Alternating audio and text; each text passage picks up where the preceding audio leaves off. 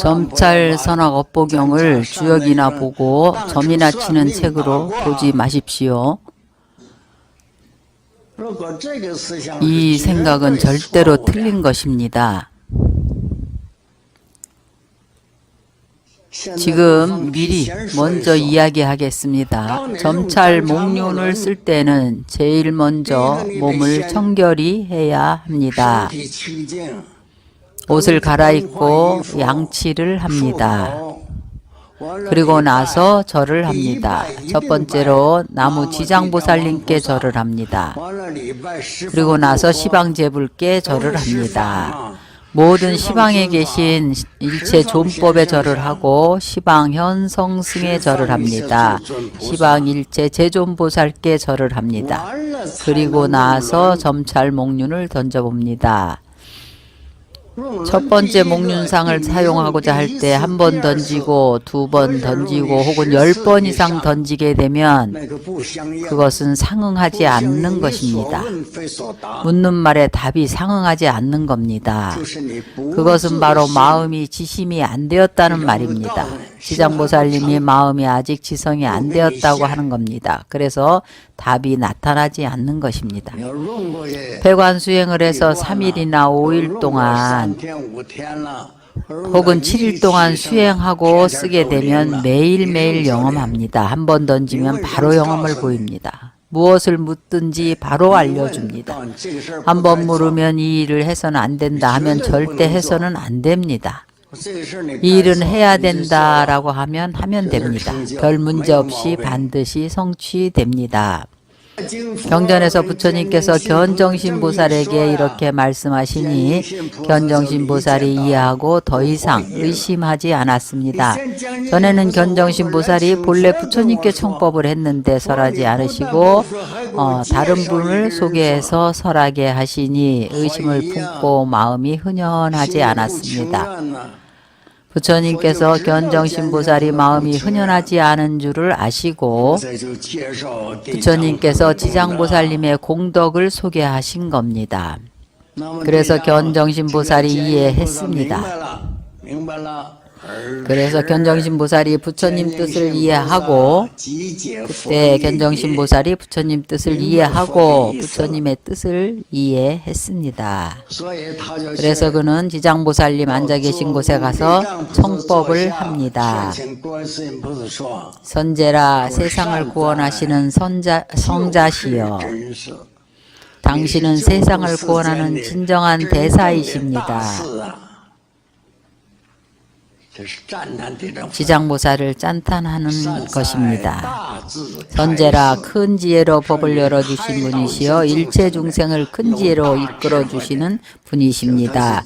다른 말로 또 지장보살님을 찬탄합니다.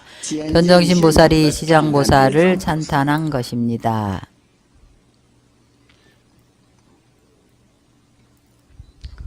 내가 물은 바와 같이 방금 내가 부처님께 청문한 것을 당신이 들었을 것입니다. 말법의 악세인 지금 이 시대에 이 중생들이 어떤 방편법을 의지해서 일체 모든 장애에서 벗어날 수가 있겠습니까? 모든 신도들과 모든 불제자들이 다 많은 장애가 있습니다. 그들이 신심이 굳건하지 않습니다. 어떤 방법으로 그들의 신심을 굳건하게 할 수 있을까요? 신심도 굳건하지 않은데 성취할 수 있을까요? 이 문제를 여러분과 좀 더 이야기해야겠습니다. 우리는 자신이 이미 삼보제자가 되었다고 인정하고 혹은 10년, 20년이 되었다고 해서 내가 여러분보다 더 많이 되기는 했습니다. 내가 불문에 들어와 출가한 지 80년이 되었습니다. 지금까지 계산해보니 80년이나 되었습니다. 난 아직도 입문이 안 되었다고 느낍니다. 여러분들이 아마 의심할 겁니다.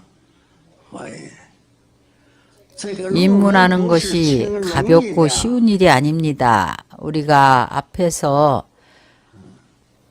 안 좋은 생각이 일어나면 알아차리고 그 다음 생각으로 이어지지 않게 끊어야 합니다.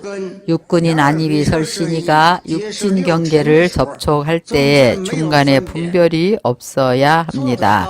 그렇게 할 수 있습니까? 육식이 바로 분별을 일으킵니다. 좋고 나쁘고 사랑하고 미워함이 분명합니다. 좋아하지 않는 건 피하고 좋은 건 취하고 싶어 합니다. 나하고 거의 다 비슷할 겁니다. 이렇게 신심이 굳건하지 않은데 입문했다고 할 수가 있겠습니까?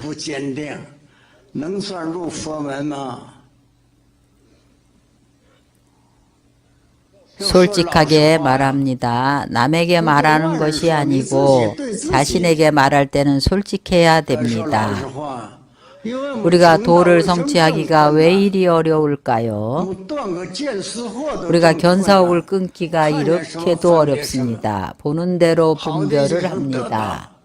좋은 것은 취하고 싶고 나쁜 것은 버리고 싶어 합니다. 버리고 싶어도 못 버리고 갖고 싶어도 갖지 못합니다. 그 와중에 지은 업만 남습니다. 버리고 싶고 갖고 싶은 것들 그 사이에서 많은 업을 짓습니다.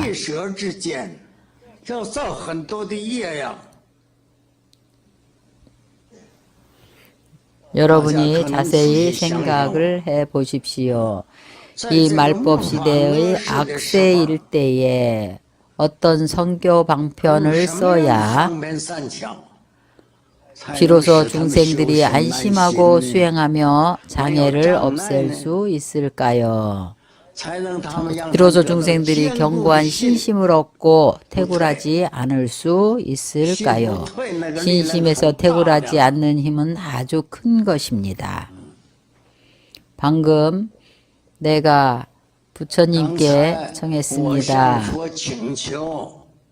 부처님께서 내게 당신에게 청하라고 하셨습니다. 당신에게 방편법을 설하라고 하셨습니다. 당신은 때를 아실 것입니다. 지금이 바로 그때입니다. 중생을 애민히 여기사 설하여 주십시오. 이것은 견정신보살이 지장보살에게 청한 말입니다. 이것은 이 경전이 설해지게 된 인연입니다. 이 이하는 지장보살께서 정식으로 견정신보살에게 설하신 법입니다. 이때 지장보살 마하살이 견정신보살에게 설하시기를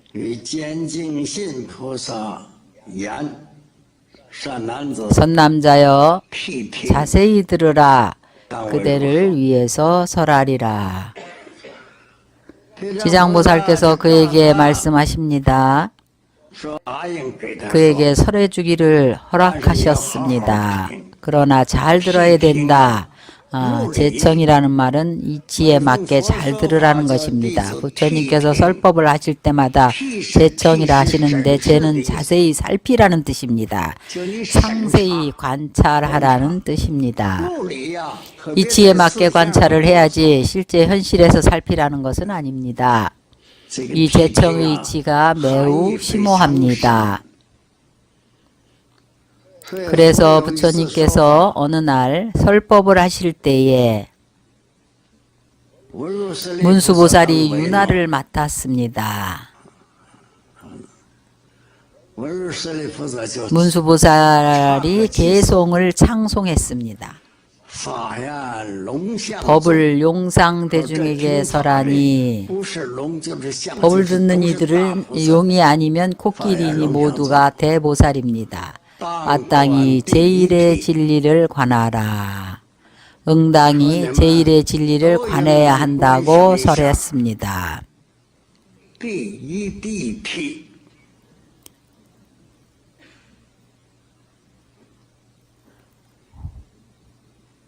법왕의 법을 자세히 관하라. 이치에 맞게 자세히 사유하라. 관조하라는 것입니다. 관은 언어를 쓰는 것이 아닙니다. 잘 들어야 합니다.